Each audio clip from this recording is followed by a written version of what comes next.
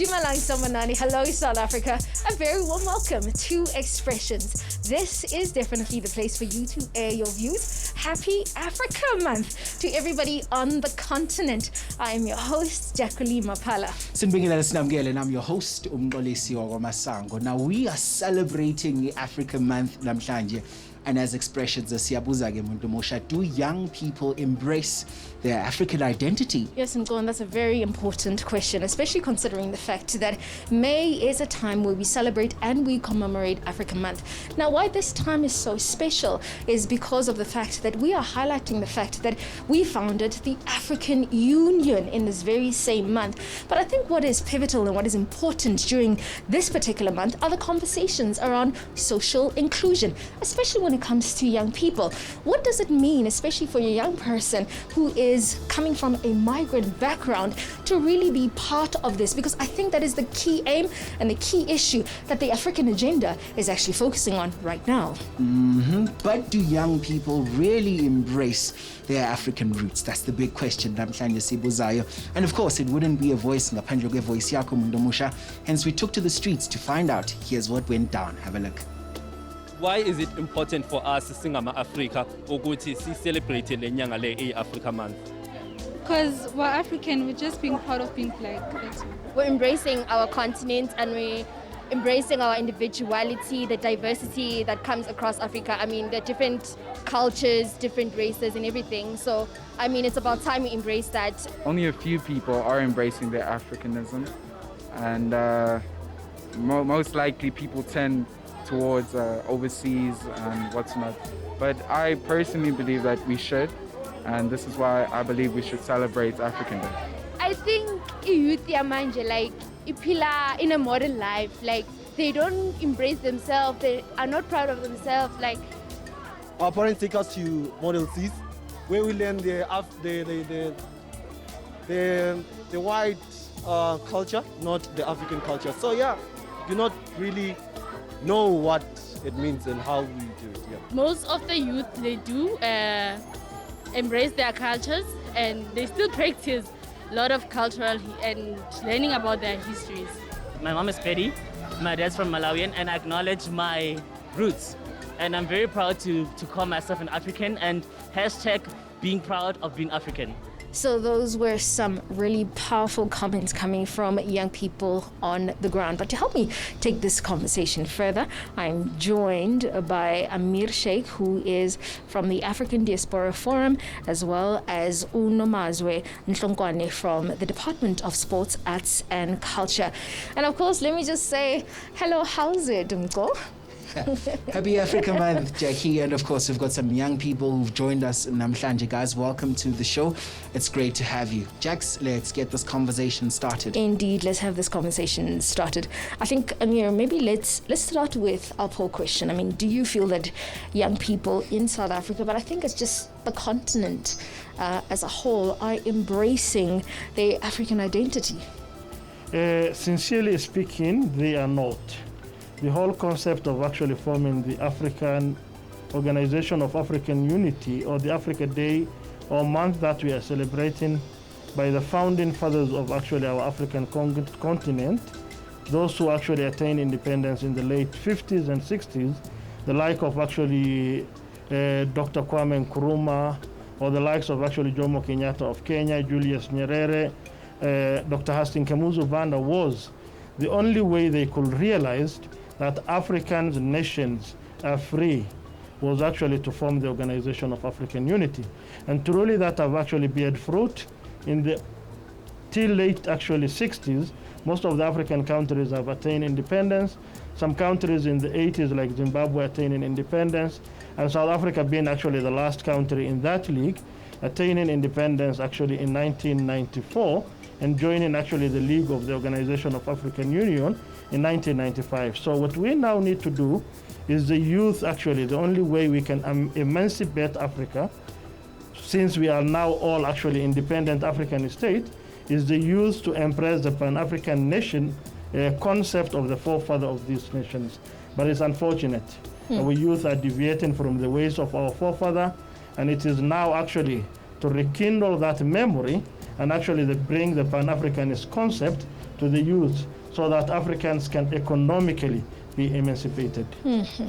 And Namaza, I want to bring you into this conversation. I mean, when we talk about the African narrative, the African story, what does this particular month actually really mean, and how are you pushing it forward so that young people really understand what it's about, and most importantly, that we get the right story about what Africa is really all about? Oh, thank you so much, Jackie. I think what is important for us to acknowledge is the fact that today's youth are actually the future of our country. And of course, we really would like to see activist young people who are actually involved in the affairs of their own country, so that then we begin to see this rainbow nation in action, where you see young people taking their rightful position, more especially when we look in general issues of transformation of Africa and South Africa in particular. And yes, you have asked quite an exciting question for us, especially as the Gauteng provincial government. Indeed, this is Africa Month, and taking from the National Department, we have actually aligned ourselves to the overall theme of celebrating this month, which is the Year of Arts, Culture and Heritage in the year of Charlotte Maxeke. And I mean, if you just look at the theme, there are so many young people who are involved, who play a significant role on issues of arts, who are actually having arts as a form of business. They are artists in their own spaces. They are actually contributing directly in the creative industries of our own country. And of course, I think we are using this month basically to showcase our rich cultural diversity as a province, because you would know that unlike other provinces, this is where everybody wants to see themselves, which is why we even call ourselves the home of champions and the preferred destination for all sorts of things, be it business, be it investment. People look up to Gauteng as that area where they can be successful. And Amiri, as someone who is representing the African Diaspora Forum, and of course, as expressions, we're talking about social inclusion, right? And we're trying to find out, in terms of young Africans, especially those who come from a migrant background, do they feel included? Do they feel connected? Unfortunate, actually not among the Diaspora Federation that we represent, which brings together about 35 African and Asian countries. And one of the reasons actually we don't feel that, first of all, let me put it very clear, South Africa is one of the most hospitable, most receptive nations in the African continent. And it have got one of the best constitution, man-made or handwritten constitution.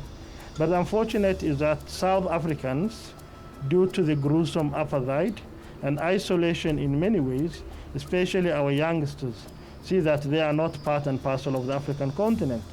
It is even an academic or a professor who is a South African who told me, "Are you from Africa?" And I asked him, "Where are you from too?" There is this disconnection between Africa and South Africa. And then also the categorization of us in the social class that actually we are poor, coming to South Africa to come and actually take jobs, to take the women's and everything. All this myth and misconception is also playing actually not us to be part of what was meant to be the Rainbow Nation. It's only in South Africa that the color of your skin will determine your status within the community. And I think Mubukedi Kochaye, I hope you continue just watching this show, and hopefully we start to unpack some of the critical issues. And of course, we're asking you as a young person, are you embracing your African identity? But I think most importantly, are you celebrating it in a way that it should be? We continue after this. We're watching Expressions.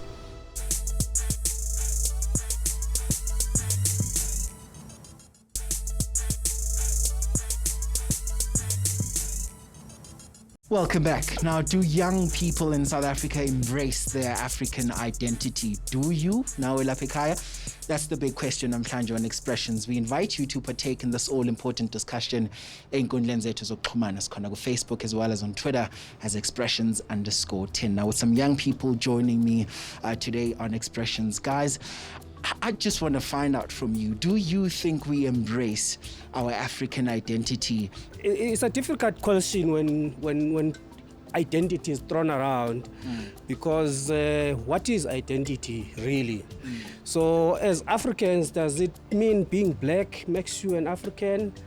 You would notice that a lot of our people have not had the information about themselves, or they've had this information about themselves from the colonial narrative.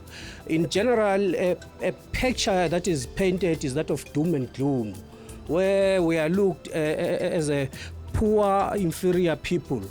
When one really looks at our oral history from our grandparents and everyone, we are told of glorious things that our forefathers would have done. So the identity that is postulated by the corporate world that we get to work at, the universities that are pursuing our orientation of our minds, do not make us feel that we are superior, we are good, we are majestic. So in the year of arts, culture and heritage, we really need to go back to understanding what is it that forms our culture, what is it that we have together. I would say we have a concept of Ubuntu as an identity. My youth was sort of like violated in a series of gang rape in this country. And that is what evoked the activism in me, the humanitarian activism that I'm still doing up to date. But what I can tell you is what happened to me 10 years ago is still happening now, in the sense of the institutionalized xenophobia, where when a black African walks into a hospital, he or she is identified as a foreign national before they can be identified as a patient, where hospital files actually like are categorized in the sense that if you are from another country, ibhalwa in bold ku-file ukuthi you are a foreign national. So such things really need to be looked at, because we feel like we are being excluded entweni eziningi. We cannot, in a migrant-dominated community like, let's say, Hillbrow or Mayfair, if a foreign national, if a woman, a migrant woman is abused, they cannot walk into that police station and open a case because of the issue of the language barrier. How many police officers are there that can speak any other language that can actually like help in opening a case? There are no migrant-friendly places in all institutions, even the Department of Education. That is exactly what is happening. Students that are from other countries, most of the times they are regarded as abantu stateless. Some who use aslam up to the university, but the chances of them being employed after they graduate are very low because of that document. The problem becomes when by you are a causer or a vendor, when you come to Joburg, then change your language and start compromising using other people's languages. Example, when I am a vendor, then I start using Sizulu or so that people can hear me. I feel like as a vendor, I have to show myself, I have to speak my language so that people can learn or know this guy is a vendor. If he's saying this, he's saying this. But the problem becomes when we are compromising. You see, that's where I can say that lies the problem. And in some positions, you can find out, or talking about this cultural things, in some position you can find out, or in schools, when you, in schools like universities, when you're staying with a roommate, roommate yanu kadzi ancestral beliefs zawe wala mtu wa shisa impempo, and you do not do that. Mara, if me I'm knowing or no, this person dimutkoza kana it's some kind of cultural dimutkoza kana dimungwemutu. No, me I will understand or no, that person when he does this is actually embracing his culture and it will help him in some kind of way. So me understanding Ori, no, this one is such kind of a person, he does this is a good thing, rather than just living when somebody doing something, no, this person is doing something which is wrong, then we start bad-mouthing that person because of what he's doing, the cultural beliefs, what he grew up using. I would start by commenting on what one of the panelists said about young people not embracing their identity. I don't think that's a burden we're supposed to place on us as young people, because how do we begin to pick out an identity in a Eurocentric society, whereby you're told that whatever you consist of is not proper, or it's not civilized, or it's not beautiful. How do you begin to embrace that? Because it's only human nature that you'd pick the positive over the negative. So I don't think the burden of accepting identity is mainly placed on young people, but it's also a burden upon institutions to set the narrative correct and say this is who you are, and this is how you should embrace that. And also to comment on what the first person said about we speaking, or we getting our facts from a colonized narrative.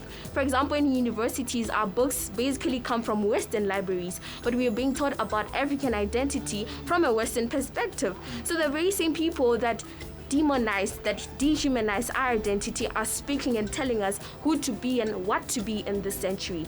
And then coming to the point of the lady where she was like, she's being violated in South Africa, it comes from a cycle of you've been oppressed before, and therefore to try and protect and retaliate, you protect yourself against other people by doing the very same thing that the oppressor was doing, but not being conscious of that. So it's not an identity that South Africa wants to carry, that we are a very pushy or non-acceptive country, but obviously we have people in the society that still need to learn and still have a long way to go. Like he said, you need to learn the different cultural aspects of other people, but with African identity being demonized, you eventually find yourself in a situation where you resist other people's identity. But if I might say, young people are working really long and hard to try to bring back and know who they are. I'm working with the migrant community as African Diaspora Forum. I'm seeing the challenges that they're facing each and every day. The issue of registering the children at school, it's a difficult issue.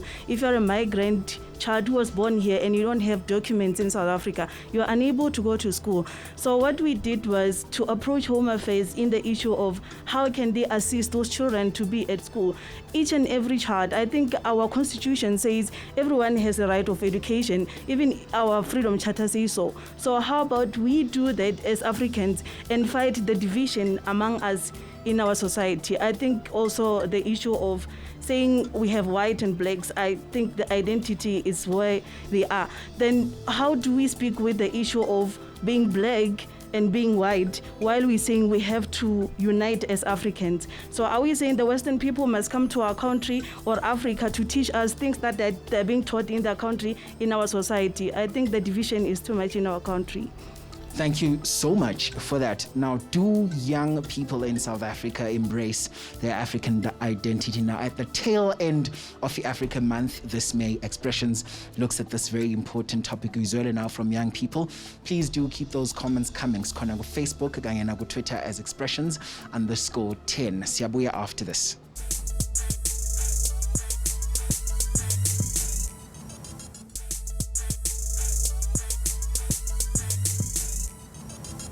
You're watching Expressions, your number one youth current affairs show, and today we are celebrating and commemorating Africa Month. And of course, the poll question that we're asking you is simply this: is do young people in South Africa embrace their African identity? Now, there have been a lot of key issues and at least concepts that have sort of come up from the panel that, or at least the audience that Mkolisi had around education, and I think around what does it mean to be African in a very Eurocentric type of a world. And I think, Nomazo, maybe let me start with you around that particular issue. How do we embrace Africanism in a very Eurocentric type of a world? Yes, I think what is key is that as government, we need to play that critical role of ensuring that we continue to reach out to various communities. But of course, what is exciting is that the manner in which we have approached Africa Month this year is to actually use sports as a vehicle through which we are able to engage. I mean, my colleague sitting here next to me, Amir, we are working together in the 5 corridors of Gauteng to bring together communities and say, through sport, let's engage. let's see what are these things that bring us together rather than those that separate us. And it's so true, Nomazo, because there's more that connects us than what actually separates us. Yes. And let me tell you something, Africans, when it comes to sports, culture, and fashion, we are world class. They're even trying to copy us and try to steal our patents and so forth and whatever. But I think from you, Amir, what is the role of education in terms of being able to commemorate what Africanism actually means? I think the era of actually Pan-Africanist based on liberation of the African nation is over. We now need to come back to education and to actually specify more on what unites us as an Africans.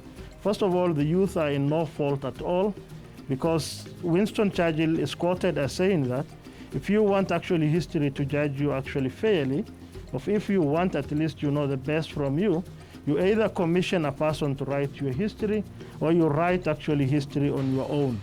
Either we actually write our African history or commission someone to write it, to an extent that at least we talk of what unites us. And I think we definitely get the gist of what you're saying around the importance of just being able to educate young people on the continent and obviously in South Africa. So I'm going to throw it back to you. But to Ubuntu Gabantu. Hey, yes, yes, I must fix this. No, you're getting there. You're getting there. Let me stick to my own language. You see? No, you're getting there, Jax. Thank you so much for that, and thank you so much to our guests as well. Thank you so much, guys, for joining us namhlanje. We thank you so much for your insights and inputs. We really appreciate it. Please give yourselves a round of applause. Thank you so much. Thank you. Yeah, Nambugeli Lapukaya, thank you so much for your participation in Good Lenze to Expressions. Thank you for watching, and we're closing off with a poem today from all of us here at Expressions. Adios, muchachos. Thank you for watching.